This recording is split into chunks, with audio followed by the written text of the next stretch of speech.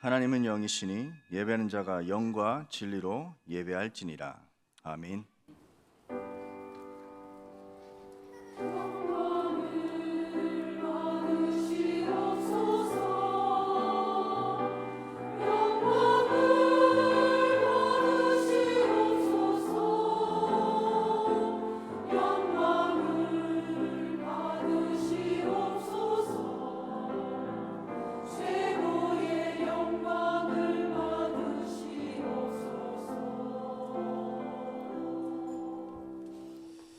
전능하사 천지를 만드신 하나님 아버지를 내가 믿사오면 그 외아들 우리 주 예수 그리스도를 믿사오니 이는 성령으로 잉태하사 동정녀의 말에게 나시고 본두의 빌라도에게 고난을 받으사 십자가에 못 박혀 죽으시고 장사한 지 사흘 만에 죽은 자 가운데서 다시 살아나시며 하늘에 오르사 전능하신 하나님의 우편에 앉아 계시다가 저리로서 산자와 죽은 자를 심판하러 오시리라.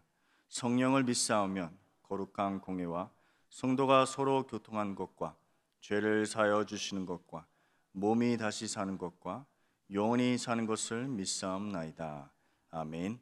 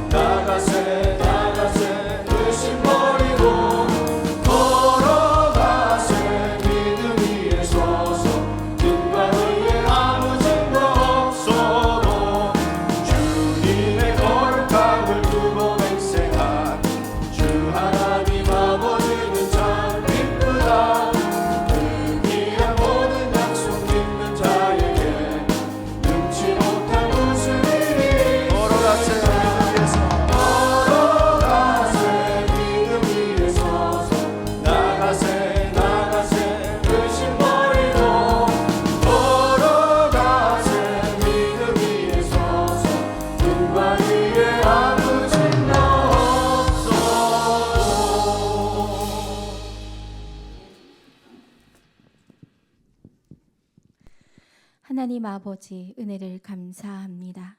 하나님의 형상으로 창조하시고 하나님의 생기를 담아주셔서 최고의 축복된 예배 자리로 인도하여 주셔서 감사합니다. 하나님, 우리 하나교회가 237 나라를 품는 세 가지들의 주역으로 시대를 치유하는 묵상운동의 주역으로 후대를 세우는 금토일 시대의 주역으로 세워져 하나님의 유업을 이을 자가 되게 하옵소서. 남은 자, 남는 자, 남을 자, 남길 자의 집중 기도의 축복을 누리며 보좌의 여정 300%를 찾아 교회를 살리고 선교할 수 있는 후대를 살리는 빛의 경제를 회복하게 하옵소서. 말씀을 통해 시대를 정확하게 보고 말씀으로 답을 주는 자 되게 하시고 하나님의 뜻을 이루는 방편인 기도 속으로 들어가 개인, 가정, 교회 속에 기도의 위대한 부흥이 일어나게 하옵소서. 박지원 목사님, 신봉준 목사님, 모든 교역자님들, 성도님들과 후대들이 어디에 어느 곳에 있든지 그리스도를 누리고 그리스도를 전달하는 제자 되게 하시고 전도자의 삶을 살게 하옵소서. 말씀 속에서 모든 답을 찾고 말씀 붙잡고 기도하게 하시고 인생의 모든 문제 해결자이신 예수 그리스도를 붙잡고 승리하는 증인 되게 하옵소서. 오늘 이 예배를 통해 우리 모든 마음과 생각과 계획이 하나님과 방향을 맞추는 시작이 되며 성령의 충만함으로 들어가 성령도 받는 삶이 되게 하옵소서. 말씀 전가하시는 박요한 목사님에게 성령 충만함을 주옵시고 성가대 찬양을 통해 우리의 영혼의 치유가 일어나며 모든 흑암이 떠나가는 시간 되게 하시고 하나님 홀로 영광 받으시옵소서. 모든 문제 해결자이신 참 선지자, 참 제사장, 참 왕 되신 예수 그리스도 이름으로 기도합니다.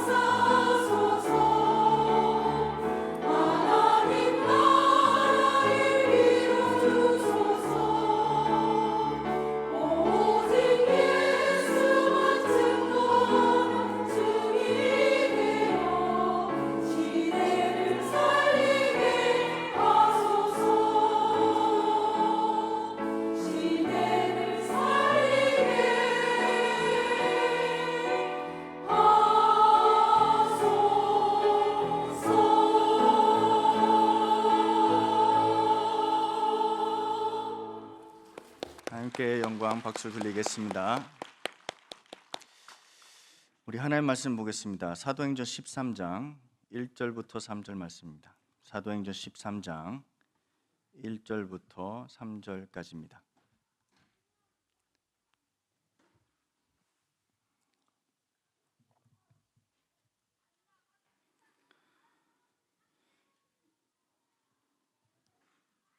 네, 우리 다 찾으셨으면 우리 합독하겠습니다. 함께 읽겠습니다.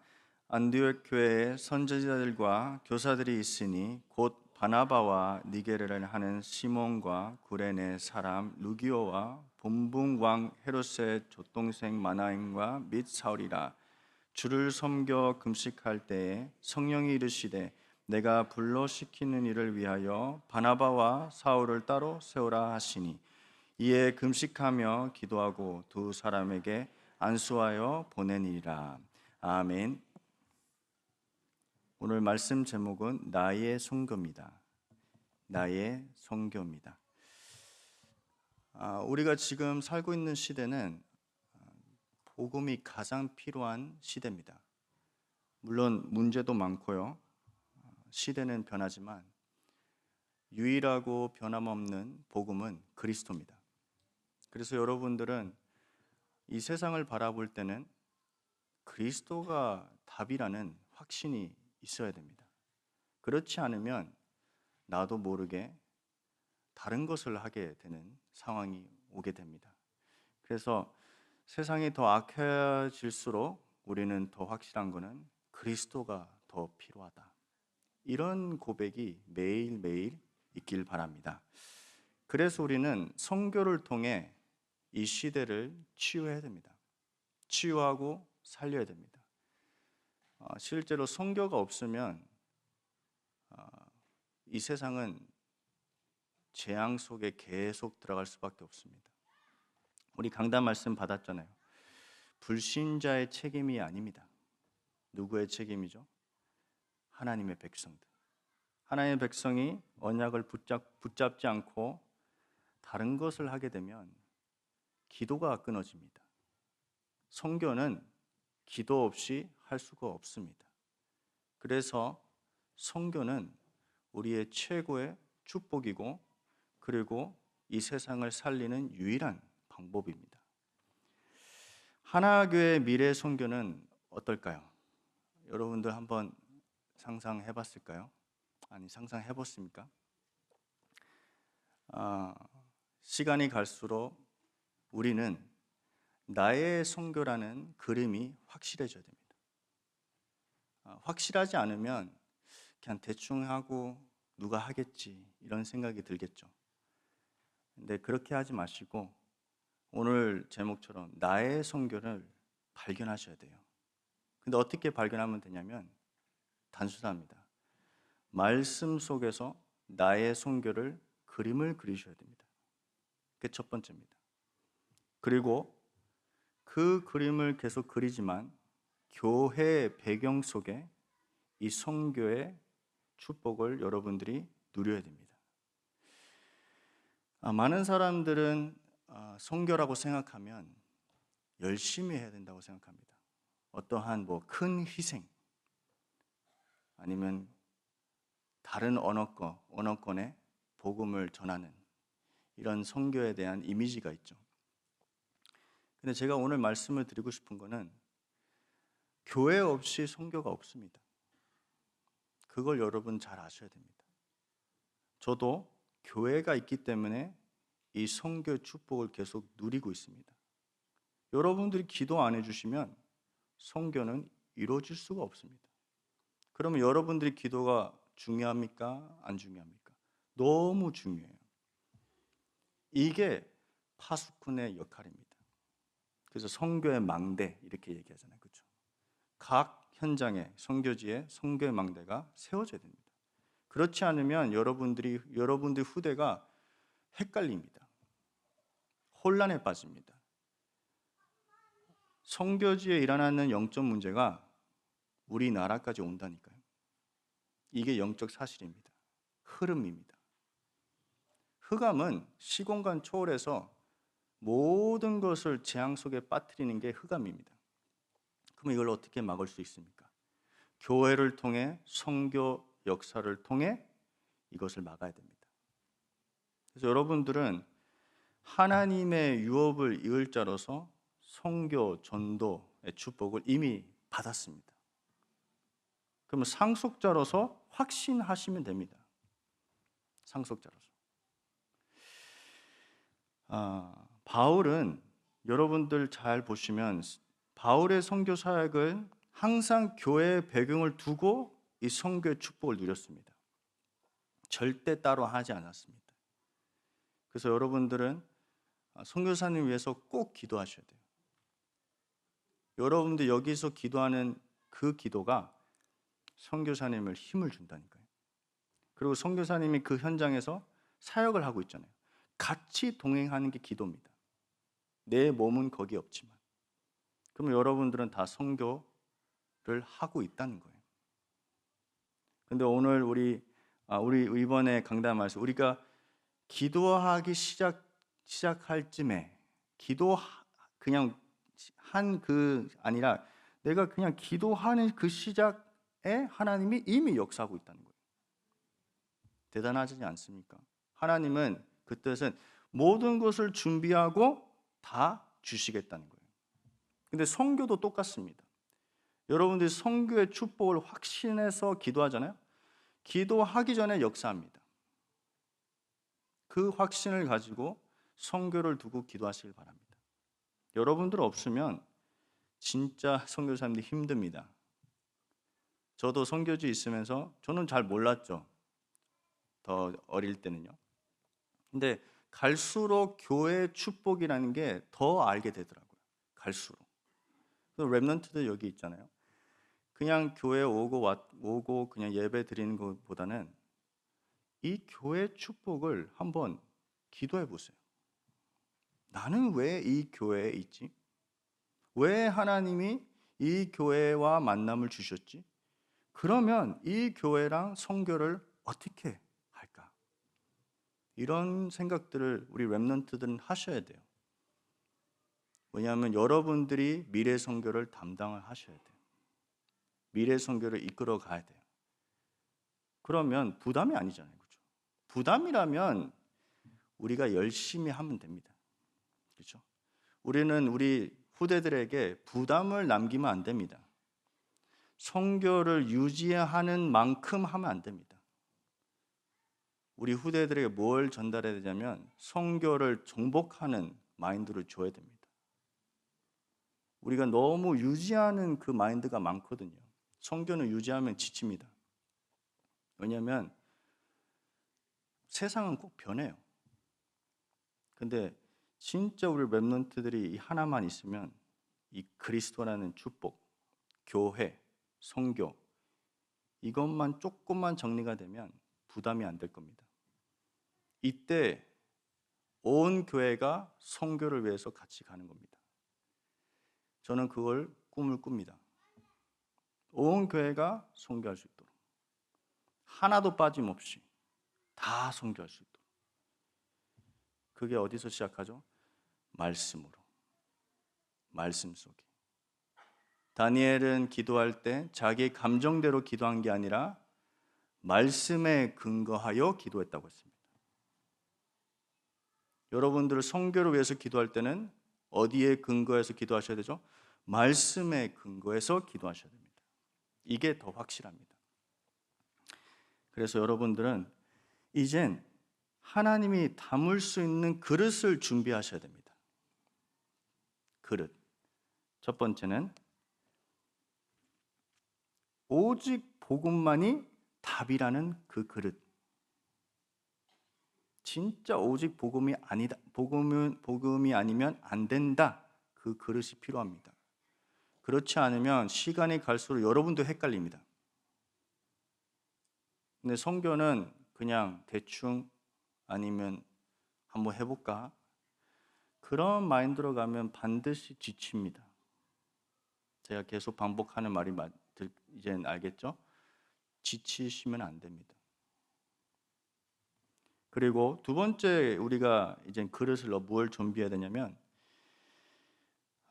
진짜 내가 이 선교를 다음 세대에게 전달할 만큼 응답을 받을 수 있는 그릇이 필요합니다. 그 뜻은 여러분들이 증인으로 사셔야 됩니다. 제자로 사셔야지 하나님이 그 그릇에 하나님의 응답을 담을 수 있습니다. 그래서 여러분들 오늘 제자가 되시길 바랍니다. 제자 아니면 문제는 없습니다.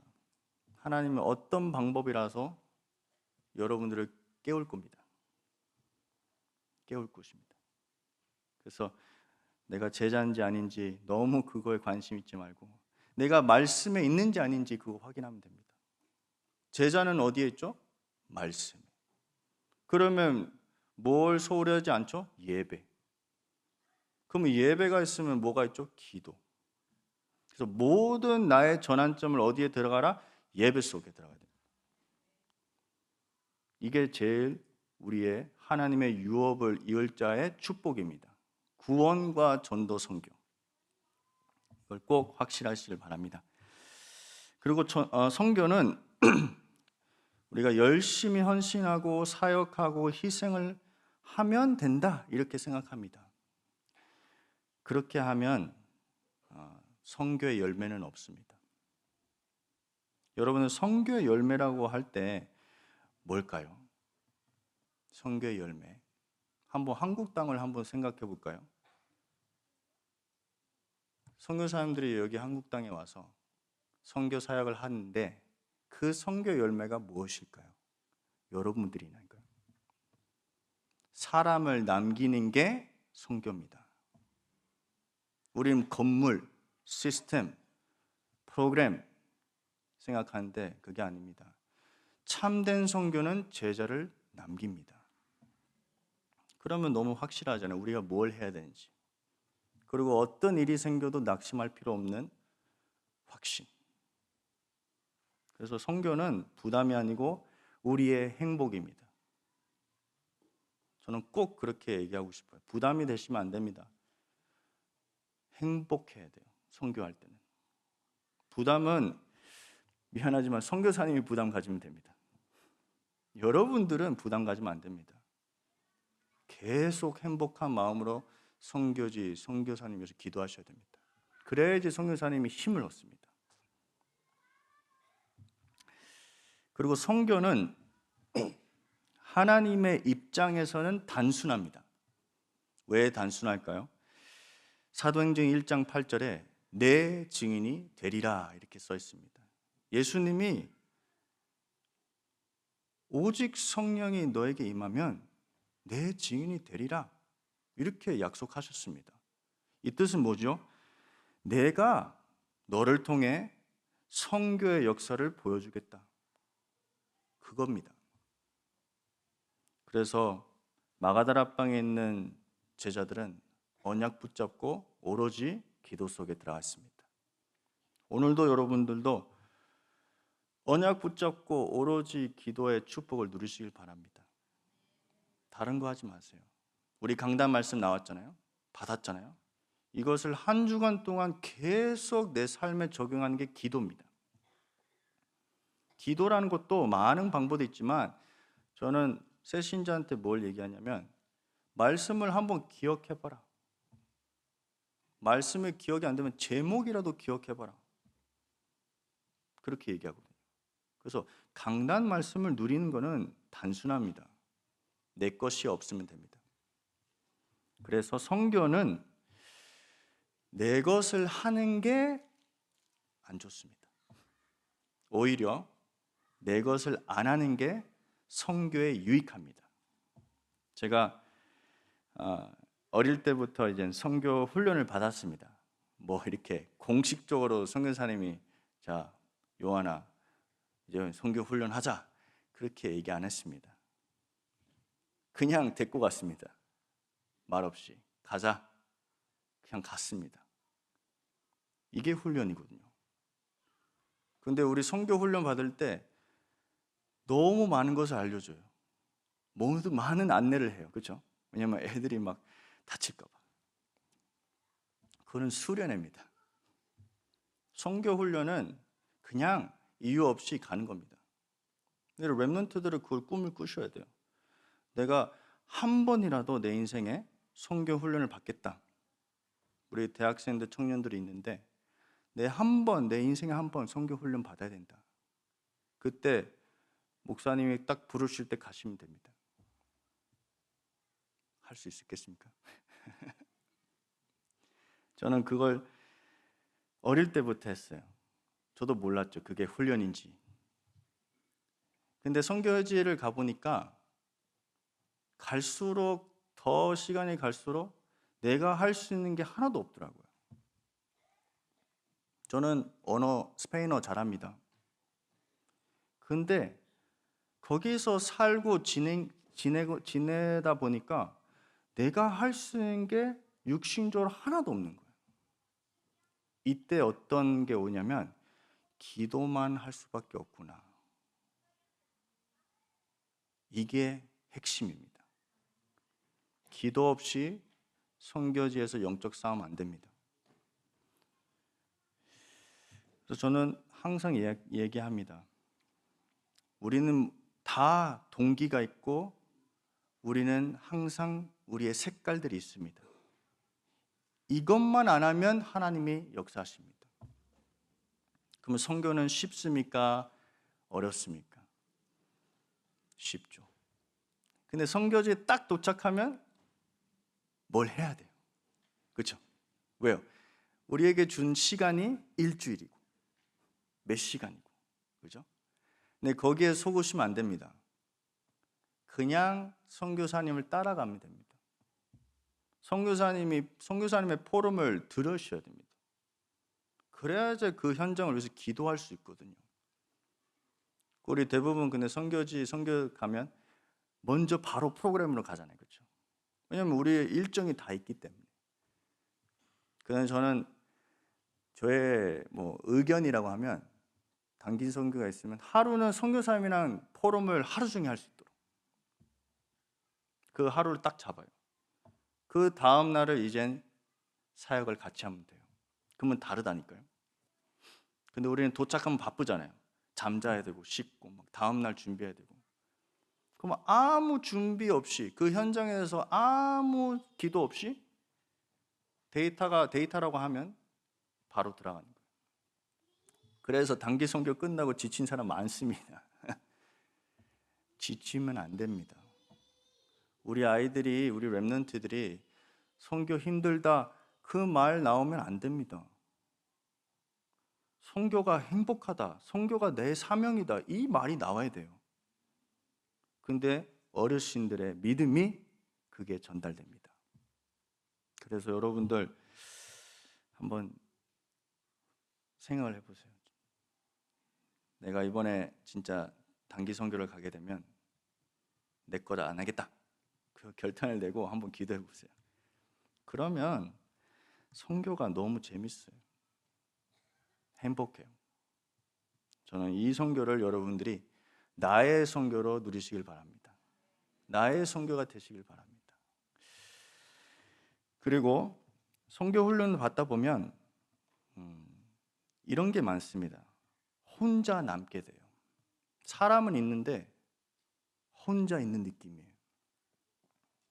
여러분들은 그런 상황을 겪어봤습니까? 나는 직장인이고 내 사업도 있지만 나만 믿고 있어요. 아니면 대학교 가면 친구들이 있는데 나만 믿고 있어요. 참 혼자 있는 느낌이 들거든요. 근데 그 혼자 있는 그 느낌이 최고의 기회입니다. 어떤 기회죠? 기도할 수 있는 기회입니다. 모든 7 렘넌트들은 혼자 남았습니다. 홀로. 그때 뭐 했을까요? 기도했습니다. 그래서 제가 항상 확실하게 얘기할 수 있는 거는 기도 없이 선교는 안 됩니다. 그래서 모든 우리 하나교회 선교사님들, 여러분들 선교사님들, 그냥 성도가 아니라 선교사님들입니다. 그러면 선교사님이니까 여러분들 모든 일들은 선교지입니다. 그러면 기도 없이 그 현장을 살릴 수 있겠습니까? 못 살린다니까요. 살리든지 당하든지 이 두 가지밖에 없습니다. 중립 없습니다. 근데 당할 때는 내가 당하는지도 몰라요.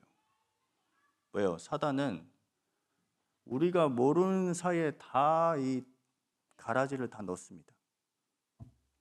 근데 기도하는 사람은 깨어 있습니다. 그러면 거기에 안 넘어진다는 거예요. 있지만 안 넘어진다는 거예요. 그래서 우리 강단 말씀에 뭐가 나왔죠? 하나님의 쓰시는 사람은 누구죠? 기도의 사람이라고 했습니다. 깨 있는 사람이 하나님이 쓸 수 있다는 거예요. 자고 있는데 어떻게 쓸 수 있습니까? 그렇죠. 여러분들 기도로 깨 있으길 바랍니다. 첫 번째입니다. 바울의 선교입니다. 짧게 말씀을 드릴 테니까 제가 이렇게 설명을 잘 안 해도 양해하시길 바라고요.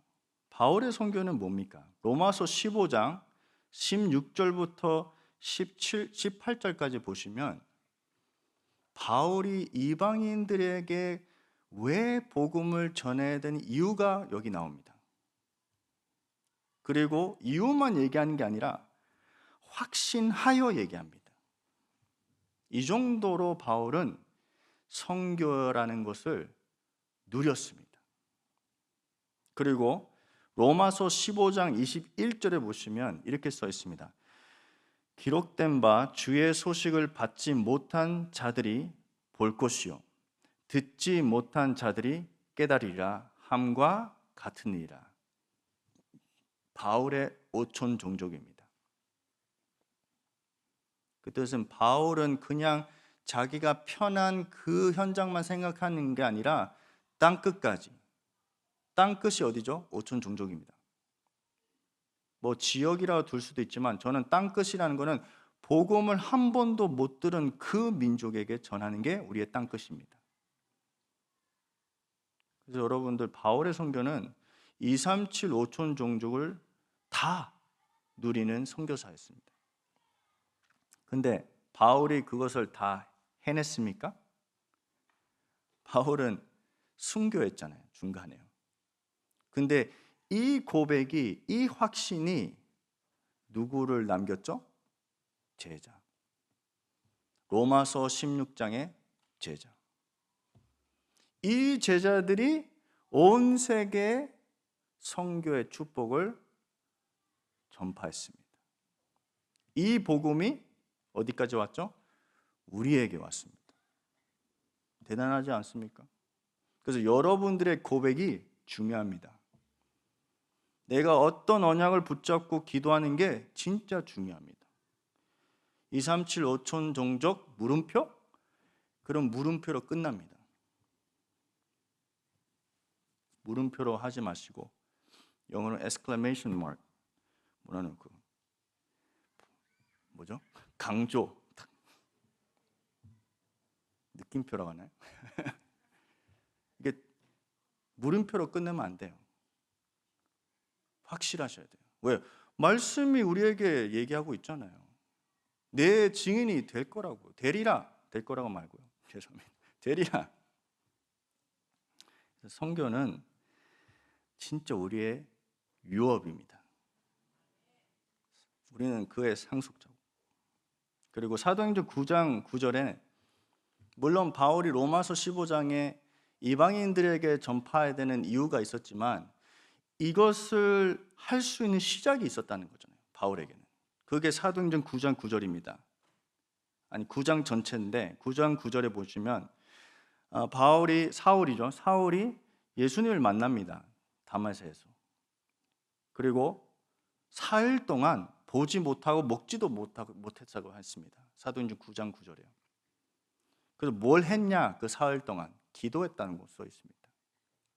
근데 사도행전 9장 10절에 보시면 그때 다메섹에서 누가 있었냐면 아나니아가 있었습니다. 아나니아. 근데 이렇게 써 있습니다. 그때 다메섹에 아나니아라 하는 제자가 있더니 이렇게 써 있습니다. 여러분들 아나니아 같은 제자가 되길 바랍니다. 바울이 있다면 아나니아 같은 제자가 있어야지 선교가 이루어진다니까요. 그래서 여러분들은 그 지역에, 그 직업 속에, 내 공부 속에 아나니아 같은 사명을 가지셔야 됩니다. 그런데 아나니아가 하나님한테 얘기합니다. 하나님, 바울은 핍박자요. 예수님 믿는 사람들을 죽이는 사람이요. 이렇게 얘기합니다. 근데 하나님이 사도행전 9장 15절에 이렇게 대답합니다. 주께서 이르시되 가라. 이 사람은 내 이름을 이방인과 임금들과 이스라엘 자손들에게 전하기 위하여 택한 나의 그릇이다. 우리는 이유가 있을 수 있습니다. 이유 없다는 말은 아니고 우리 항상 이유가 있습니다. 근데 하나님이 우리한테 또 확신을 심어줍니다. 가라. 내가 이미 다 준비해놓았다. 바울을 만나라. 그리고 사도행전 9장 16절에 그가 내 이름을 위하여 얼마나 고난을 받아야 할 것을 내가 그에게 보이리라 하시니 이렇게 써 있습니다. 그리고 17절에 아니아니가 떠나 그 집에 들어가서 그에게 안수하여 이르되 형제 사울아 주 곧 네가 오는 길에서 나타나셨던 예수께서 나를 보내어 너로 다시 보게 하시고 성령으로 충만하게 하신다. 바울이 치유가 됐다고 한다고 할 수도 있지만 바울에게 뭐가 임했죠? 마가다라 방에 역사했던 성령의 충만이 바울에게 임했습니다. 그래서 바울의 선교의 시작은 세 가지 언약으로 시작됐습니다. 첫 번째 뭐죠? 그리스도를 만났습니다. 그게 뭐죠? 갈보리산 언약입니다. 그리고 아나니아를 만났습니다. 아나니아는 감난산에 하나님의 나라의 미션을 받은 사람입니다. 그러면 바울은 그것을 전달받았습니다. 그리고 마지막에 뭐죠? 마가다라 방에 역사했던 성령의 충만이 바울에 임했습니다. 이 세 가지 언약이 뭐죠? 갈보리산, 감난산, 마가다라 방. 이 세 가지 언약이 바울의 선교의 출발이었습니다. 그러면 한번 생각해 보십시다. 여러분들 갈보리산 언약 믿습니까? 감난산 미션을 다 받으셨습니까? 마가다라 방의 성령의 역사, 충만을 체험하셨습니까? 그러면 여러분들은 선교가 시작됐습니다. 전 세계로 가는 이 선교 축복을 받았습니다.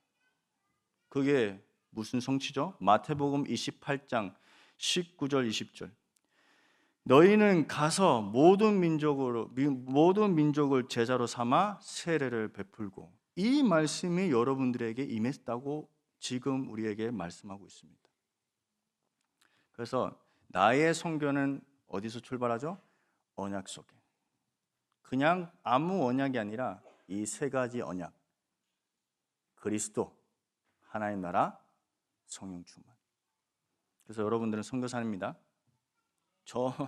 그냥 우리가 파송한 선교사님만 선교사님이 아니라 여러분들도 선교사님들입니다. 그러면 모든 게 나의 선교지입니다. 두 번째입니다. 마지막이죠. 하나님의 역사를 보는 선교사가 되어야 됩니다. 하나님의 역사를 보는 선교사. 우리는 하나님이 하시는 일들을 보는 것만으로도 많은 것이 회복됩니다. 하나님이 하시는 일들을 여러분도 보잖아요. 치유가 일어납니다. 그리고 여러분들은 선교사로서 실제로 하나님이 하시는 일들을 확인할 때 기도가 이루어집니다. 그래서 지금 여러분들이 한번 직장을 한번 상상해 보세요. 내 직장 속에 하나님이 하시는 일들을 본다? 기도할 수밖에 없어요. 이게 선교사님의 사명이라니까요. 그리고 기도 없이는 선교의 여정을 갈 수가 없습니다. 그리고 기도 없이는 하나님이 주시는 이정표를 볼 수가 없습니다. 그래서 여러분들 진짜 하나님이 하시는 선교를 기도로 누리시길 바랍니다. 억지로 문을 열어서 선교하는 것은 선교가 아닙니다. 하나님이 여셔야 됩니다. 하나님이 먼저 일을 하셔야 선교가 이루어집니다. 그래서 제가 우리 하나교회에서 이제 좀 귀한 이 축복을 누리는 하나가, 우리 이제 선교대회 끝나고 중남미 40일 훈련을 우리 교회에서 이렇게 헌신할 수 있는 이 축복을 받았습니다. 근데 저는 이제 그걸 섬기다 보니까 육신적으로 너무 힘들어요. 그래서 교육자들이랑 같이 했으면 좋겠는데 같이 합니다. 근데 언어가 안 통하니까 그런 육신적인 힘든 건 있습니다. 그래서 제가 매년 한 번도 이런 생각을 안 했습니다. 너무 좋다, 어서 오십시오. 그게 아무튼 오지 마십시오 하거든요.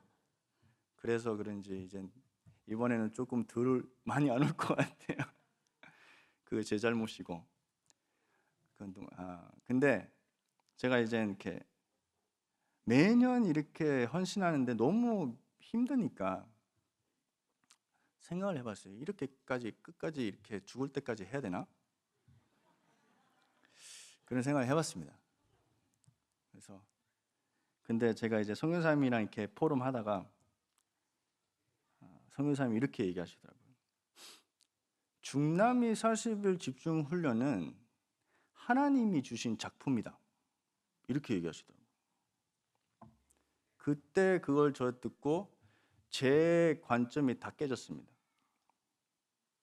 이해되십니까? 우리는 우리가 한다고 하거든요. 우리가 만들었다고 생각하거든요. 그게 아니에요. 우리가 언약 붙잡고 기도했는데 하나님이 작품을 주신다는 거예요. 이 선교를 우리 렘넌트들이 누려야 돼요. 그래서 제가 그거 듣고 고개 숙이고 죽을 때까지 하겠습니다. 그래서 저는 우리 하나교회를 만나고 저는 이제 제 타이틀이 부목사지만 이제 차세대 선교사입니다. 그 뜻은 이제 우리 하나교회랑 함께 선교할 수 있는 하나의 선교사로서 준비되는 차세대 선교사라는 거죠. 그래서 저 개인적으로는 하나교회와 나와 선교는 무엇을 준비해야 될까, 이런 생각이 거의 매일 있습니다. 저는요. 왜냐하면 거의 교회 매일 생각하니까요. 그래서 저는 하나교회가 100년 선교를 할 수 있도록 무엇을 준비할 수 있을까? 그게 저한테는 개인 기도 제목입니다. 100년 선교. 1000년까지는 못하겠습니다. 100년까지는, 제 아직도 그릇은 100년까지.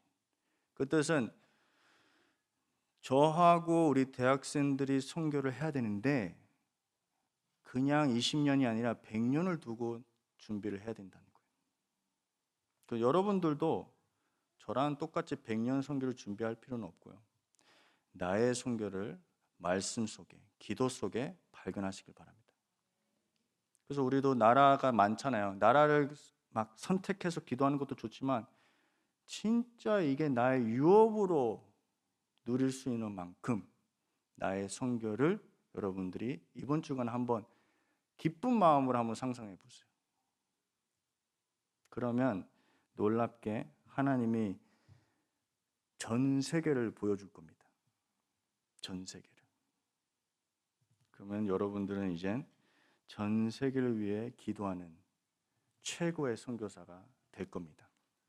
그래서 오늘도 나의 선교를 유업으로 누리는 제자가 되길 예수님으로 축원합니다. 하나님 감사합니다. 나의 선교를 말씀으로 오늘 시작되게 하옵소서. 지금은 우리 인생의 모든 문제를 해결하신 구주 예수 그리스도 은혜와 하나님의 사랑하심과 성령의 교통하심이 오늘 하나님의 유업을 이을 자로서 나의 선교 축복을 누리는 전도 제자들 머리 위에, 렘넌트들 위에, 온라인으로 듣고 있는 모든 흩어진 제자들 머리 위에 지금부터 영원토록 항상 함께할지어다. 아멘.